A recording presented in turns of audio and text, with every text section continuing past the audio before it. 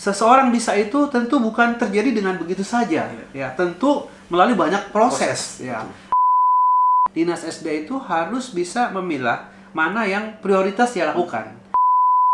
Wakil rakyat kan nggak ada istirahatnya. Bekerja, ini ada proyek ngabisin uang, tapi outputnya nggak ada.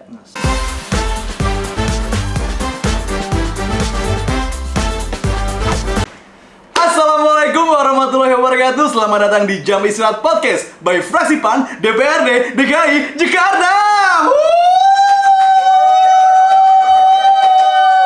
Rame ya, say. Dan anyway, gue gak sendirian. Gue juga ditemani oleh narasumber kece kita. Siapa beliau? Give me applause for Mr. lagi, Bang Oni. Yeay, Mister gue. Tokoh daerah. Assalamualaikum Bang Oni. Waalaikumsalam warahmatullahi wabarakatuh. Masya Allah, Bang Oni makin energik aja Bang. Aman Bang? Aman. Bang, anyway Bang, ini kan pertama kali nih kita nge-podcast bareng di Jam Istirahat Podcast. Nah, biasanya nih Bang Oni kalau lagi jam istirahat tuh ngapain Bang? Boleh diceritain nggak Bang? Istirahat ini kan kalau wakil rakyat kan nggak ada istirahatnya. Iya. Ngeri. Tentu kita sebetulnya benar. Kita nggak ada istirahatnya. Kapan aja masyarakat mau ketemu kita layani. Ya dari pagi sampai malam kadang-kadang kita bisa melayani. Kan jangan nanti anggota DPRD, anggota Dewan itu dianggap sombong nggak mau nemenin konstituen. Tentu kita akan melayani sepanjang waktu bahkan 24 jam. Nah tentu istirahatnya ya di waktu-waktu mereka nggak ada kegiatan. Dan Bang Oni Bang, sepengalaman lu nih, lu terjun di politik, pernah nggak sih lu ngerasa kayak, aduh, kayaknya gue lelah nih, kayak gue perlu rehat sejenak. Dan gimana cara lu buat ngecharge kembali energi lu Bang untuk bisa lu selalu on di hadapan konstituen lu Bang? Nggak apa-apa kan Bang manggil lu? Nggak apa-apa. Jadi gue, kalau lu jadi gue dong. Kembali lagi. Gue tuh gini, ya. Tentu saat kita terjun di dunia politik, tentu kita udah ngerti tuh. Bahkan banyak orang yang datang minta tolong yang nggak jelas urusannya, ya. Bahkan konstituen dari mana datang. Kita juga harus melayani, nggak bisa menolak mereka. Tuh, ya. Jadi memang tentu kita merasa suntuk atau merasa capek atau itu ada, ya.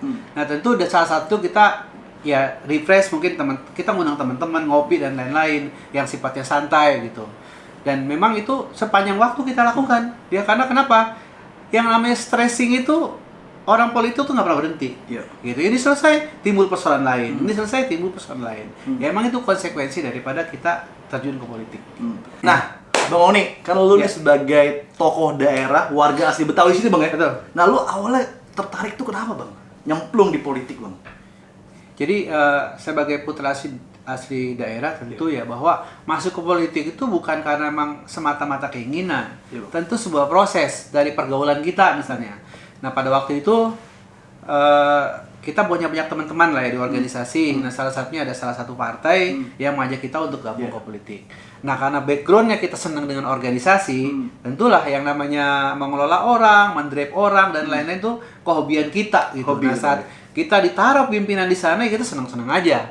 Ya entah itu partai politik atau apa. Nah, disitulah kita masuk nyemplung ke dunia politik. Ya kita banyak belajar dari para senior itu, dari partai yang memang saat itu baru berdiri. Ya, saya waktu itu langsung diminta untuk menjadi ketua Jakarta Timur. Nah, itulah awal mengapa saya menjadi terjun ke politik. Jadi memang nggak ada niat bisa gue pengen ke politik nih. Memang itu mengalir begitu saja, berkawan kemudian kita tertarik untuk ke dunia politik.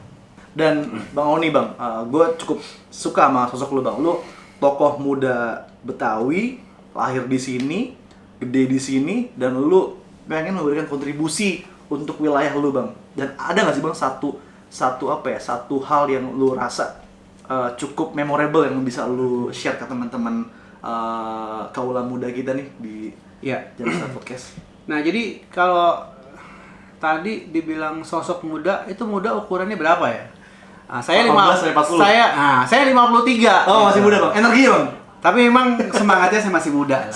Nah, kalau ada anggota DPRD berasal dari satu wilayah, tentu itu buat masyarakat sekitar harusnya menjadi inspirasi.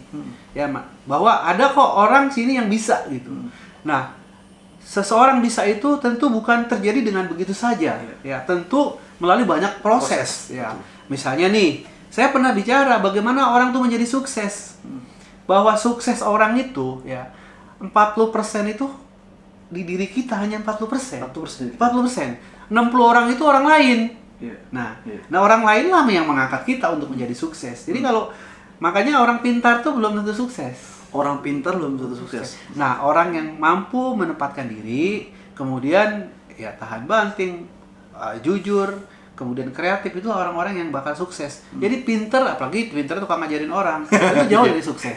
Nah, saya kira itu. Kalau misalnya tadi kembali pertanyaan bagaimana keberadaannya, dan kita harus mampu menginspirasi masyarakat bahwa saat kalian memilih, misalnya memilih wakil rakyat, ya, yang itu udah pas banget kalau yang dipilih itu adalah orang kampung situ. Warga asli, putra daerah. Nah, biar siang malam tuh gampang dihubungin, mau minta tolong, ya. Jadi jangan seperti kalau bisa caleg dari daerah lain misalnya, pada hari pemilihan saja mereka hadir. Tetapi di sepanjang 5 tahun itu ngubungin juga susah gitu. Kalau Sahroni nih, kapan aja datang kita terima. Nah, bagaimana Bang Roni membagi waktu nih Bang antara keluarga, terus konstituen Abang, terus program-program kerja Abang di dapil ini Bang? Bagaimana Abang bisa membagi itu dan sehingga tidak ada clash ke keluarga Bang? Ya, jadi tentu dalam keluarga ya, kita kan memang kalau malam juga pulang ya. Kemudian di hari tertentu kita juga bisa makan bareng dengan keluarga gitu. Itu udah hari libur ya. Nah, bagaimana dengan konstituen? Nah, konstituen kita memang sudah memiliki satu kegiatan, misalnya sosialisasi perda. Nah, pada saat hari sosialisasi perda itulah kita mengumpulkan konstituen yang mungkin hari itu juga mereka bisa menyampaikan aspirasi yang mungkin terlewat pada saat kita melakukan reses. Nah, kita tidak menutup kemungkinan misalnya ada hal-hal, misalnya ada lampu kah yang rusak atau jalanan yang rusak, bisa juga disampaikan ke situ untuk kita teruskan kepada SKPD terkait gitu. Nah, kemudian masalah libur ya, kita mengalir saja. Kan saya bilang tadi kita menggaranti bisa berada di masyarakat selama 24 jam 7 hari. Iya. Warga asli Cakung standby 24 jam, nggak pernah libur demi apa? Demi melayani masyarakat langsung di wilayah Dapil 4. Sekali kita pertanyaan meriah untuk Bang Roni. Oke. Nah, Bang Roni, tadi kan lu sampaikan ya kalau lu adalah anggota dewan dari fraksi PAN untuk di Dapil 4, Bang. Nah, sekarang gue pengen ngulik lagi nih Bang Roni nih. Saat ini kalau boleh tahu perkembangan Jakarta, progres Pemprov DKI Jakarta khususnya di Dapil 4 nih gimana sih Bang? Kalau boleh tahu bisa lu share gak Bang teman-teman kita nonton ini Bang? Ya, oke.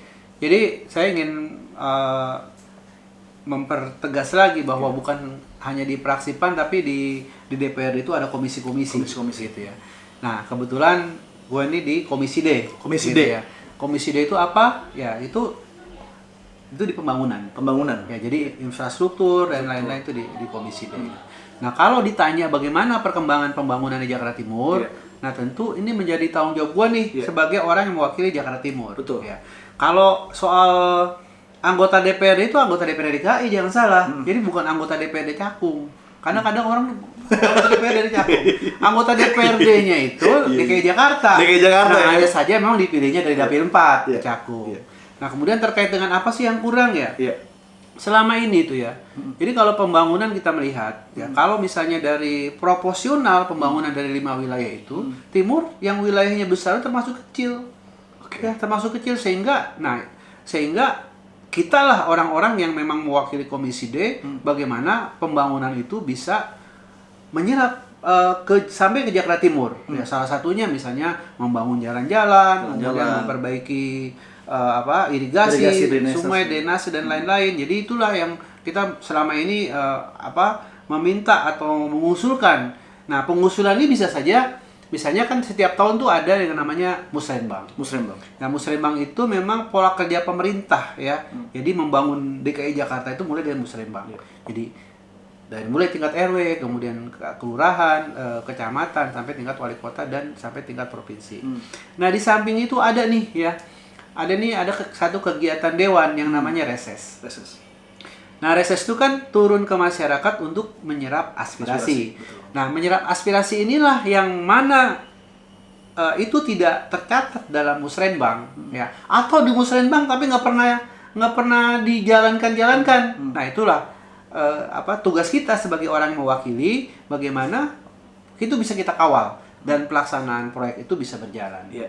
Nah oleh karenanya kita harus bersinergi dengan sudin terkait, SKPD terkait, misalnya kalau jalan. Nah, kita harus berkoordinasi mengenai bahwa ini jalan ini bagus atau jalan yang sudah rusak ini harus diperbaiki atau membuat jalan baru terhadap perkembangan wilayah tersebut gitu. Jangan nanti kalau kita melihat pembangunan yang tidak merata, ini sampai hari ini pun pembangunan tidak merata misalnya. Di pusat yang bagus itu masih dibagusin lagi gitu. Sementara di timur misalnya ada yang memang rusak tapi nggak pernah juga disentuh untuk perbaikannya. Nah ini kita tentu sebagai wakil rakyat menyuarakan itu agar pembangunan itu bisa merata ke seluruh DKI Jakarta Dan utamanya timur. Menarik Bang Roni.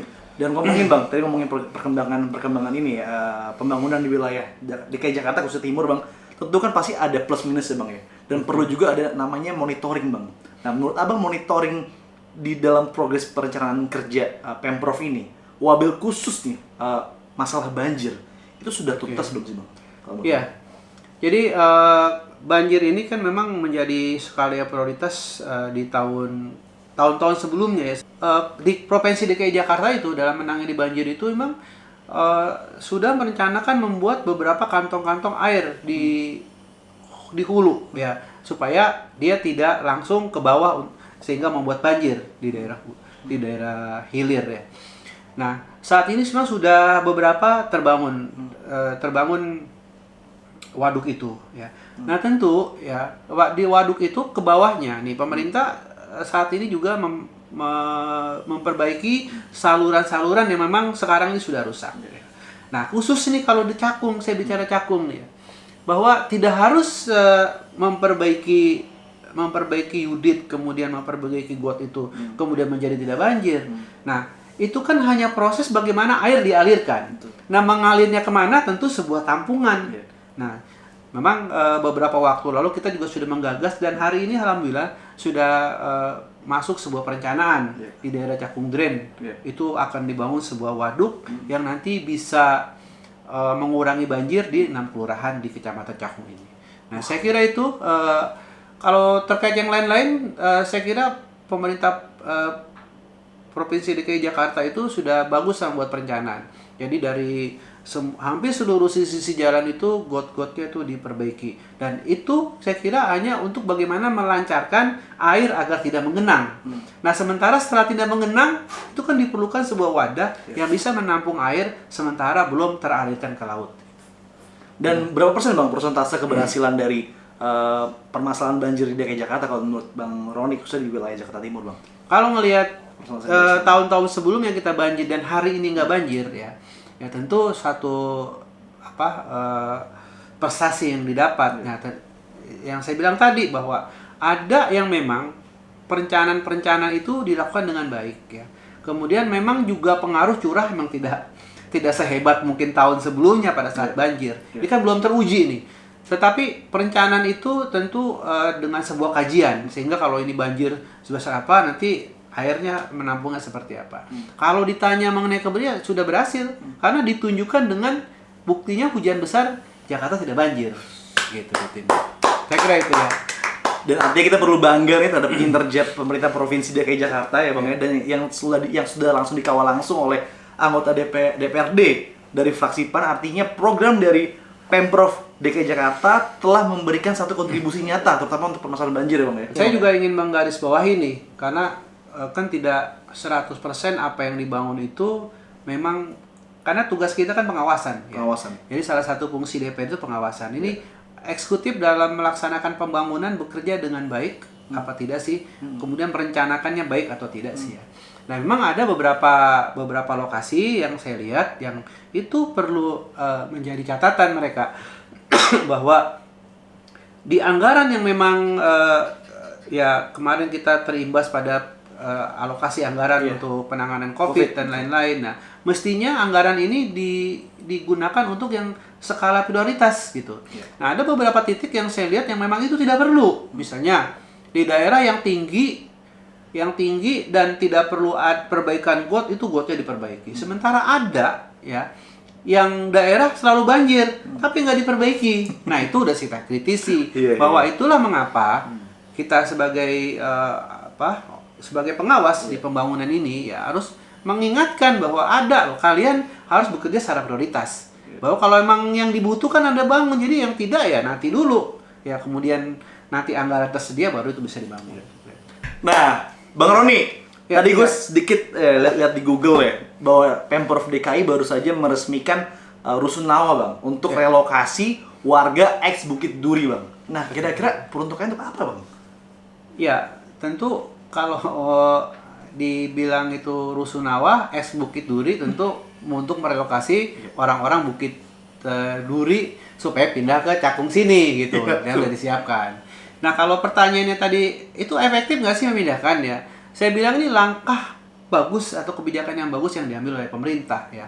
Saat menggusur masyarakat untuk kepentingan masyarakat banyak ya. Jadi tidak hanya menggusur, tapi menyiapkan sebuah tempat ya, agar yang digusur itu tidak menjadi susah atau sengsara akibat gusuran tadi. Nah inilah yang memang kalau kalau kita melihat secara empati kepada masyarakat, misalnya itu memang tanah pemerintah ya, tapi mereka sudah puluhan tahun di situ, mereka digusur. Nah kemudian digusur, pemerintah bagus nih, dia menyiapkan tempat tuh. Nah jadi menyiapkan tempat, ya kan pindah ke sana karena ini akan dibuat daerah aliran sungai supaya ya paling tidak mengurangi banjir di Jakarta. Jadi itu. Jadi saya sih sangat mengapresiasi lah saat pemerintah memperhatikan tempat tinggal mereka gitu. Jangan hanya mengusir tapi juga memberikan tempat yang layak untuk mereka tinggal. Nah, itu. Tapi ada nggak sih Bang satu kendala Bang ketika mereka sudah dipindahkan ke tempat relokasi Rusunawa tersebut Bang? Dari mulai mereka bersekolah, bekerja, terus juga ke pasar, itu cukup jadi pengaruh nggak sih Bang kalau menurut pandangan Bang Roni Bang? Ya tentu pasti banyak pengaruhnya ya. Ada mereka yang tadinya tinggal di sana kan SD, SMP, ya bahkan bekerja mungkin di sana. Sehingga nanti setelah pindah nih gimana ongkosnya. Nah tentu pemerintah saya pikir sudah sejauh itu memikirkan.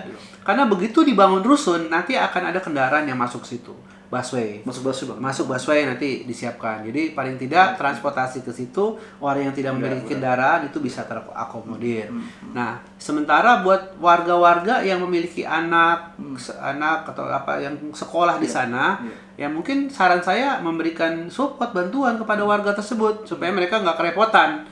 Ya, misalnya administrasinya dipermudah dan lain-lain sehingga mereka pindah kemudian menempati sekolah baru. Jadi cuma masalah administrasi saja dan mereka bisa melanjutkan anaknya sekolah di tempat yang baru.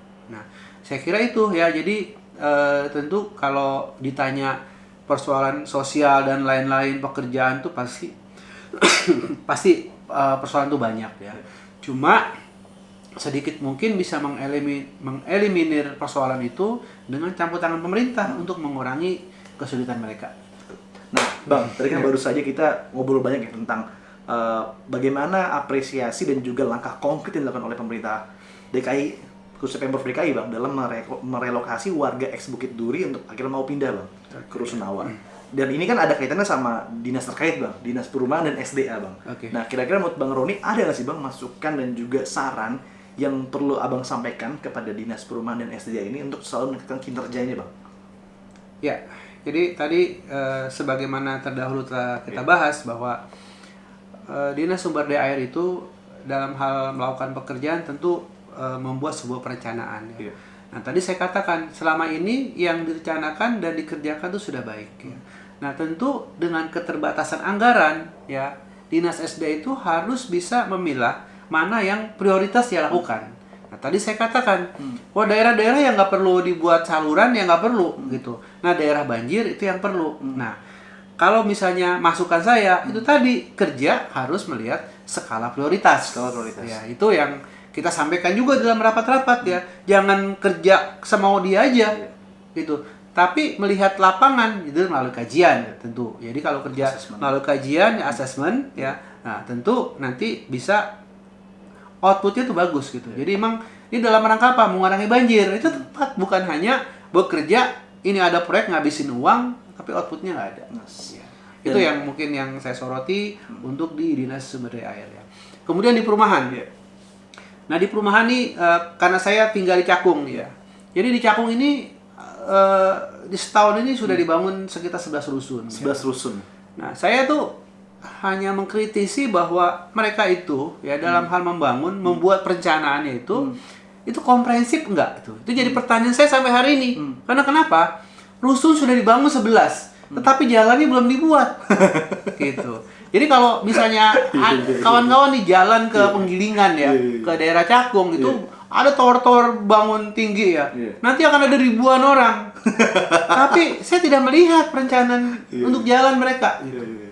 Jadi ini biar warga tahu semua ya. Di rusun itu yang disewa ya, yang ketentuannya adalah tidak boleh memiliki kendaraan bermotor roda 4 ya. Tapi nyatanya lihat ya. Jadi itu kan kalau pada setiap dia daftar ya bahwa ada satu kewajiban tidak memiliki kendaraan bermotor roda 4 ya. Itu ternyata bukan nama dia. Nah, ternyata setelah banyak dihuni kita lihat, nah ini salah satu PR pemerintah juga ya dalam hal bagaimana memverifikasi. Ya jangan nanti orang punya mobil 3 tapi bukan nama dia, boleh juga tinggal di situ. Nah ini kan persoalan kan. Ya jadi kalau nanti itu ya salah satu dampak terhadap lingkungan. Nah kemudian jalan ya tadi. Saya dari berbagai kesempatan ya, ini nggak di sini aja yang di ujung Menteng ya. Saya sampaikan jalan itu juga dipikirkan berbarengan, jangan setelah macet dibuat jalan, kan perencanaan sudah jelas. Balik gitu. Sudah jelas ya. Sudah jelas bahkan akan ada ribuan orang tinggal di situ. Perlu jalan sehingga perencanaan itu sebareng ya, dibangun gedungnya, kemudian jalannya dibangun ya. Nah, tapi saya dengar ini sudah masuk perencanaan lah ya, insya Allah tahun 2023 ini bisa ada realisasi atas jalan tersebut. Saya kira itu ya. Jadi kalau misalnya ditanya bagaimana progres pembangunan itu berjalan tuh, saya kira sudah cukup bagus lah. Mungkin ada kurang-kurang sedikit yang harus kita ingatkan bahwa ada kalian dalam hal membangun pemerintah itu harus komprehensif atau berkoordinasi dengan SKPD lain. Misalnya tadi saya bilang jalan, ada harus berkoordinasi dengan Bina Marga ya dalam membuat perencanaan jalan untuk bisa mencapai area tersebut. Apalagi pemerintah tadi saya katakan kalau misalnya relokasi ke daerah yang jauh dari jalan. Nah, tentu pemerintah harus siapkan busway kan. Nah, busway kan perlu jalan. Kalau kalau hari ini saja misalnya jalan sudah macet, kemudian ditambah ribuan orang dan ada busway, bagaimana itu? Makin macet. Nah, tentu kita tidak berputus asa pada persoalan itu. Tentu pembangunan harus tetap dijalankan dan harapan kita memang dalam waktu dekat itu bisa tersolusi. Amin. Oke, saya kira itu yang dapat kita sampaikan kepada Dinas Sumber Daya Air yang tadi saya bilang harus memiliki skala prioritas dalam hal membangun. Kemudian di Dinas Perumahan tadi ya membuat perencanaan itu yang secara komprehensif, bahwa tadi mengenai jalanan misalnya jangan memikirkan jalanan setelah orang terjadi kemacetan gitu, seharusnya bisa berbarengan kayak itu. It's time to challenge bersama Bang Roni. Bang Roni, are you ready for the challenge? Nah, siap. Oke, here we go. And 3, 2, 1. Tanjidor atau gambang kromong? Gampang ngomong. Kerak telur atau laksa? Laksa. Jengkol atau pete? Jengkol. Bir peletok atau selendang mayang? Bir peletok. Oplat atau bajai? Oplet kali ya? Oplet ini. Oplet atau bajai? Ya. Bajai. Konstituen atau keluarga? Keluarga. Pejabat atau pengusaha? Pejabat atau pengusaha? Pejabat. DPRD atau DPR RI? DPRD. Oke, menarik. Udah dijawab semua ya. Tepuk tangan buat Bang Roni. Nah, Bang Roni, gue menarik banget nih, Bang. Ada beberapa pertanyaan, ada beberapa jawaban yang gue rasa perlu digaris bawahi, Bang. Oke. 3 aja kali ya, gak usah banyak-banyak, kayak 3 aja ya. Yang pertama, Bang, tadi lu ngomong jengkol atau pete. Jawaban lu adalah Jengkol. jengkol. Kenapa lu pilih jengkol, Bang? Ya karena memang kita suka makan jengkol, tapi petai jarang. Nah, terus lu tadi ngomong bang, oplet atau bajai? Jawaban lu adalah Tadi bajai. bajai. Kenapa nggak oplet? Ya, karena emang opet udah nggak ada. Oh, Jadi kadang katanya bajai. Anyway, thank you so much Bang Roni. Oke. Thank you banget udah ngeluangin waktunya makasih. di tempat Sama-sama. kantor yang oke, tempat nongkrong yang oke. Sekali lagi, it was honor for me. Kita di sini teman-teman dari Jam Istirahat Podcast. Semoga wish you all the best than Oke. before, Bang Roni. Thank you. Sampai jumpa dan kesempatan sekali lagi beri tepuk tangan meriah buat Bang Roni. Kami pamit panitia kru dari Jam Istirahat Podcast pamit undur diri. Wassalamualaikum warahmatullahi wabarakatuh.